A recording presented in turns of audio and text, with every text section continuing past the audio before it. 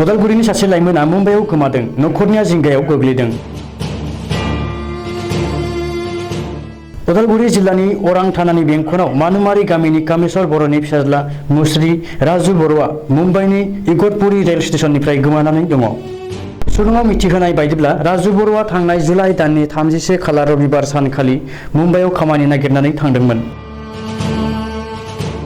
नाथाय जायगायाव सहैनो एसे लामा थानायावनो आगष्ट दाननि 2 खालार मंगलबार सानखालि मुम्बाइ साखाथिनिनो इगतपुरी होननाय रेल स्टेशनाव दसे सम ओंखारनाय समावनो गाज्रि सुबुंफोरनि आखायाव गोग्लैनानै गोमानानै थालांदों।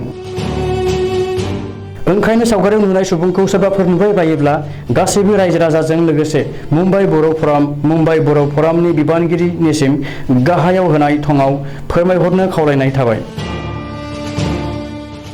गोमानाय सुबुंनि मुं आरो थं: मुस्रि राजु बर', 42 बोसोर, बिफा कामेश्वर, गामि मानुमार, लासो कछारिज, थाना अरां, जिल्ला उदालगुरि। फोरमायहरनायनि जानबुं नं: मुस्रि बिजु बर', बिदा, 8099459954।